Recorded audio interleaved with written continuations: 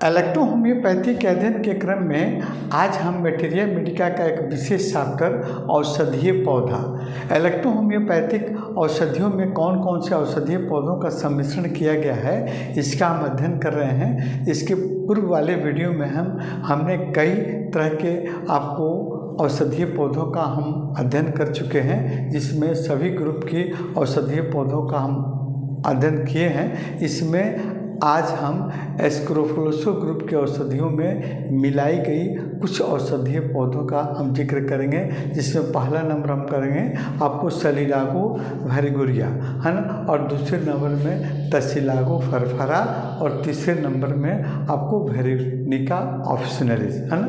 तो हम सलिडागो पहले नंबर में लिखते हैं।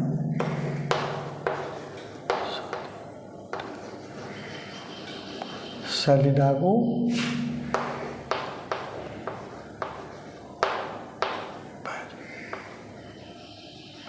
वेरोनिका, और दूसरे नंबर में है तसिलागो फरफरा, है ना, तसिलागो फरफरा, तसिलागो फरफरा फरफेरा,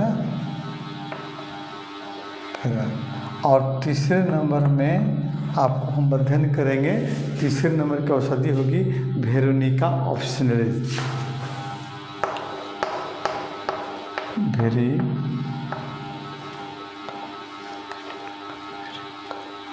ऑफिसिनालिस, तो सिलागो फरफेरा।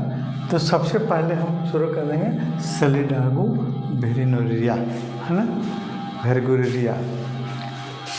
इसमें वेरिगोरिया होता है, वेरिगोरिया होता है ना। तो आपको सलिडागो वेरिगोरिया जो है आपको रिस्पिरेटरी सिस्टम के ऑर्गन पर बहुत अच्छा प्रभाव रखती है।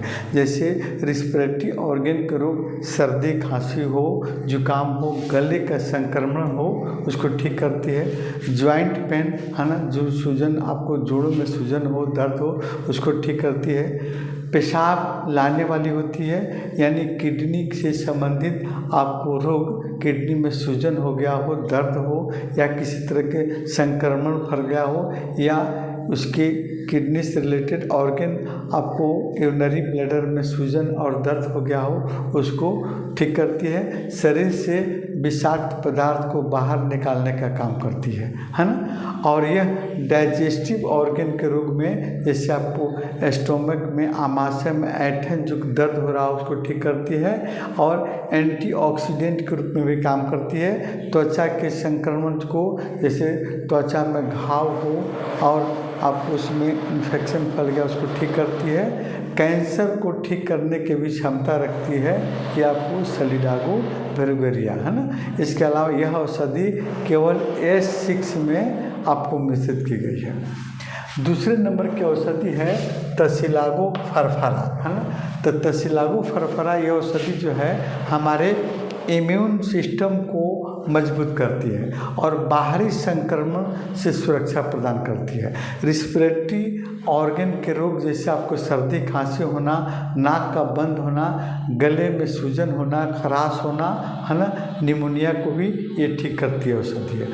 और यह हमारे डाइजेस्टिव पावर को मजबूत करने की क्षमता रखती है ना। और साथ साथ में ये औषधि आपको इंडाइजेशन, गैस, पेट में दर्द को ठीक करती है ना। और ये हमारे मुख से बदबूदार, अगर आपको बदबू आ रहा हो, यानी गैस जो बदबूदार हो, उसको भी ठीक करती है।